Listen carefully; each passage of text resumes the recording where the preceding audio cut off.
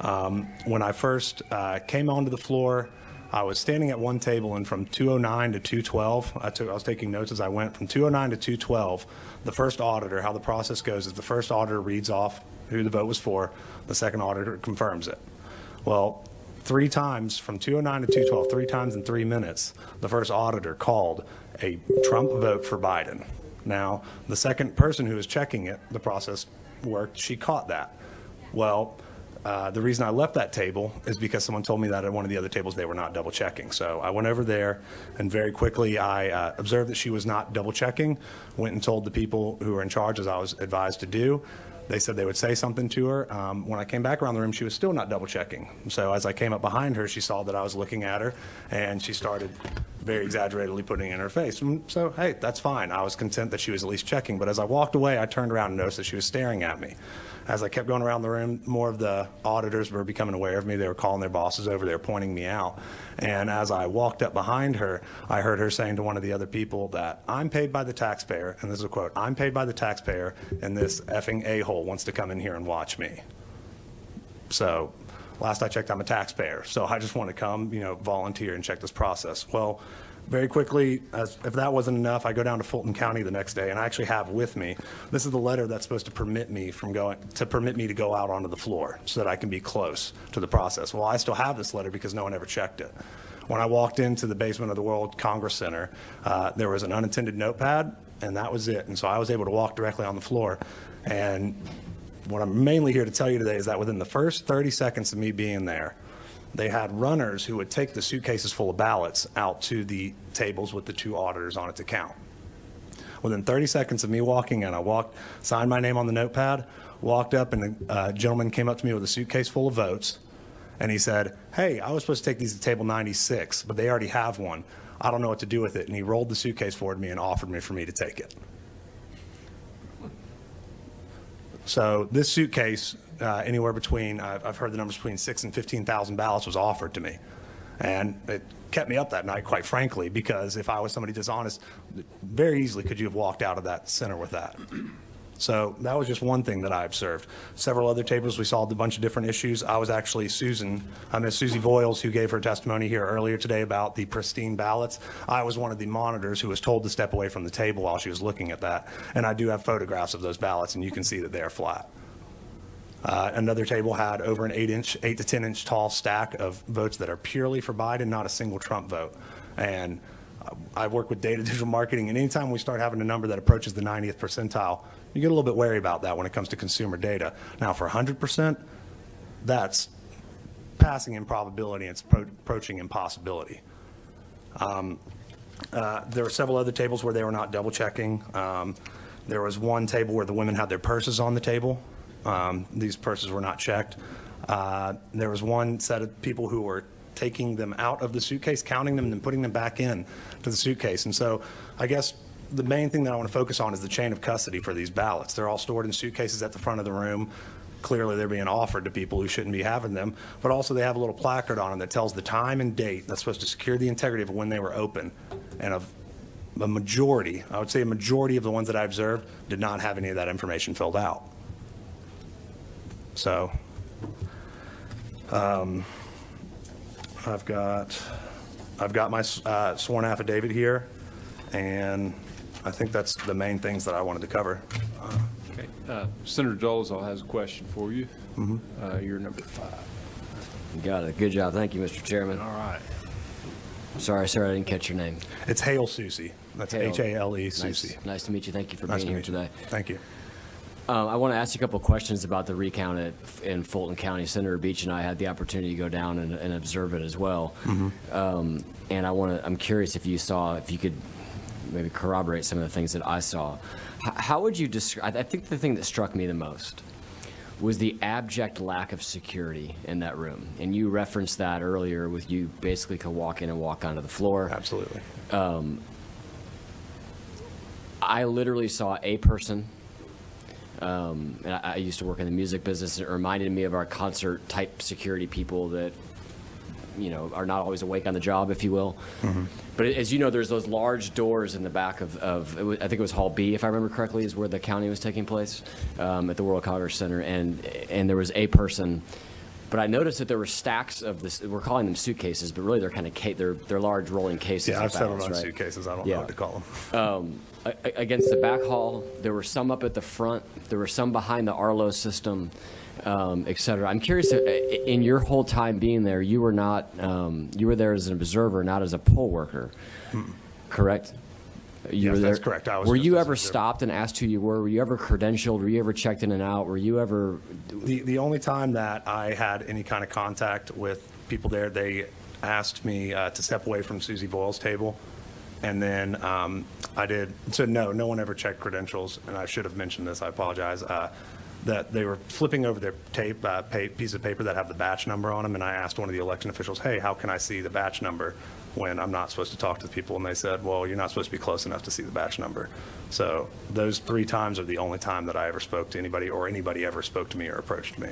What did you observe relative? Unpack this chain of custody issue a little bit more. You mentioned they weren't signed in, they weren't signed out. And I'm not trying to lead you, but I'm telling you that what I observed was basically these cases were scattered throughout the room with no rhyme or reason that I could discern. Were you able to decipher kind of the process at which they were at least moving things from start to finish? So I would 100% agree. I was actually trying to find it in my affidavit. There was one table that I saw had 2 suitcases of ballots, which we were told was never supposed to happen. So as far as I was able to surmise, the process is the people would sit at the auditors, the people who are counting the votes, would raise their paper when they were ready for another suitcase, that's what we settled on, suitcase of ballots. Then a runner would go up, check that out, and bring it to them. And the same process would continue. They would raise a different piece of paper if they had a question. The entire place there's over 200 tables, I believe, and it's, as you saw, it's very huge. But even that process was having breakdowns in it. Yeah, so I mean, I would estimate that room was probably 100,000 square feet. It was massive, and I think there were actually 300 and something tables. Okay, so How many? at least 200. Do you know how many of you were allowed on the floor? In other words, Republican, Democrat, Independent, whom, you know? So at Cobb County, they limited us to 4. And they only allowed 4 of us onto the floor. At Fulton, no one even knew who I was because I just walked onto the floor. No one was confirming who I was. Were you able to identify how many other poll watchers were there from either party? The DNC people were pretty clearly labeled, and I can see that. And most of the RNC people looked pretty shell-shocked, so they were easy to pick out. Okay, thank There you. was not too many. Okay. Senator Heath? Just curious if, if the legislature is called on to conduct further investigation to make a statement of fact, do you have a photo that would somehow Of which part? validate that you were, in fact, on the floor in Fulton County? I mean, I don't doubt what you're saying, but if we were so- really going to pursue this, can you prove to me that you were there? Yes, I took several photos. Okay. And, yes. Thank you. And a reporter actually filmed me there, too. So Senator Gooch? Quick question. do we have video?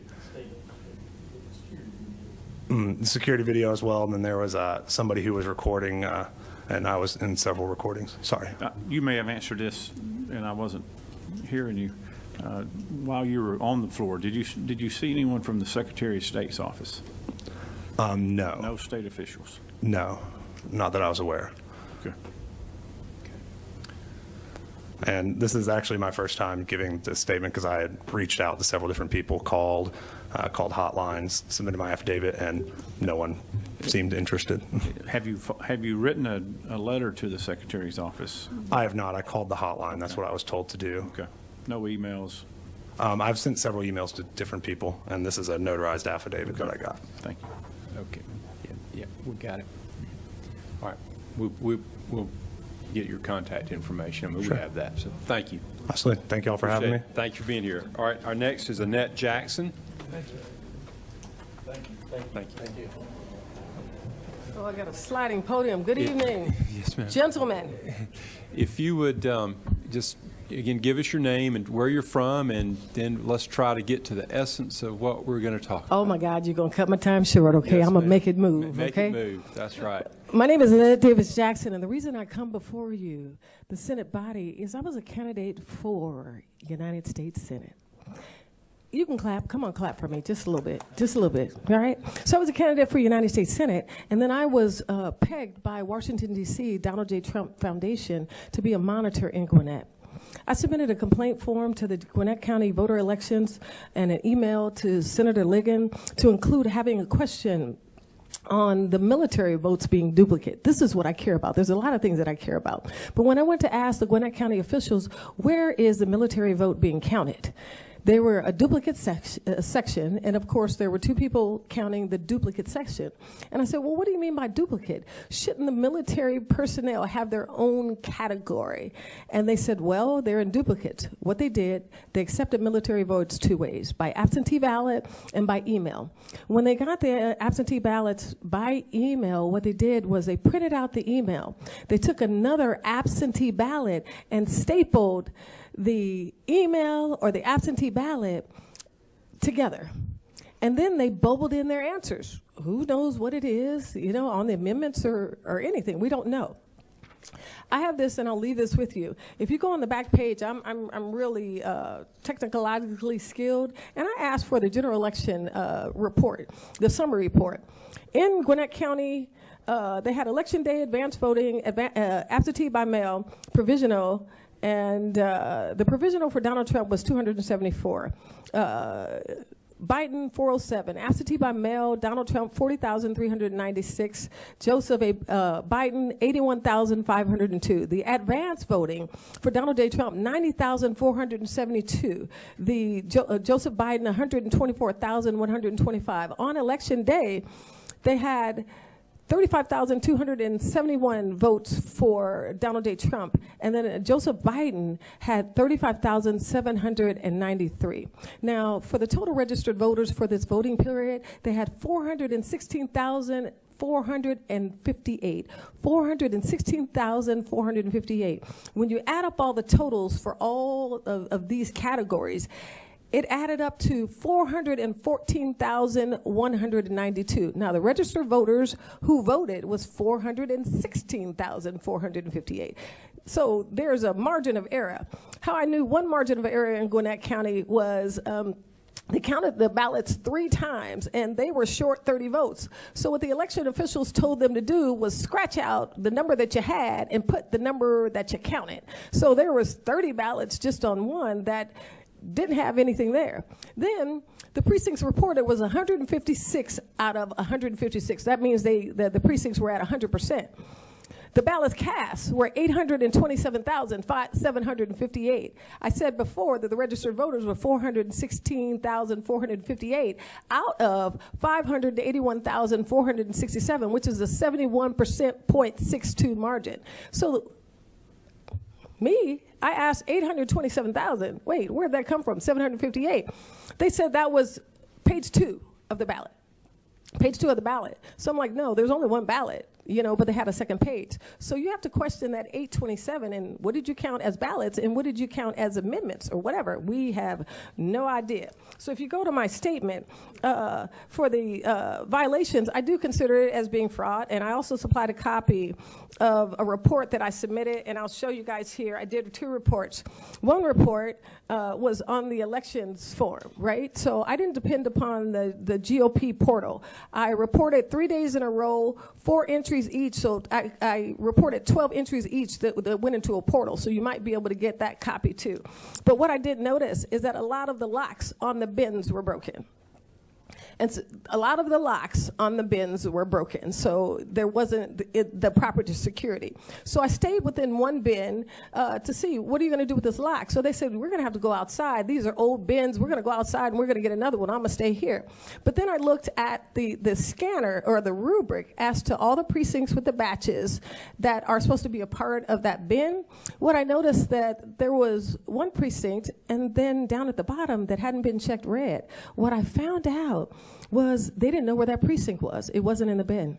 Where was it? It was in panel review. I didn't find that out till the next day. So here's what I asked. I asked that please make sure that all precincts are counted before one considers the box complete and takes it away. The way that they considered in Gwinnett the box is complete, they put it over in another area near where they tabulate the votes, and they put a green sticker on it. So a lot of the precincts had not been counted, but they went over to the green area as being counted. And I did put down the precinct numbers, precinct number 137, batch number 7, total scanned was 50, and a clerk didn't know what to do with it. Another set of voters, absentee ballots had a red void stamp on it. And I'm like, where'd they get the void stamp? But they were unattended. So I made a copy of a complaint too. So I don't know. I'm probably the only one who did complaints, and use their own complaint form. Hallelujah on that one. So that's what I noticed. I noticed that there were more Democrat monitors on the floor than Republican. We follow the laws. They had to issue a statement to say, only one monitor per 10 tables, but they were flooded. Another thing I want to look at, and I think that points to the fraud, is Donald Trump did an executive order. He did an executive order regarding the establishment of task force on market integrity and consumer fraud. He did that on July 8th, 2018, and I'm wrapping up too. Really quick. He said, by the authority vested in me as President of the President, by the Constitution and the laws of the United States of America, and in order to strengthen the efforts of the Department of Justice, federal, state, local, and tribal agencies to investigate and prosecute crimes of fraud committed. This is just not a civil issue, it's a criminal issue.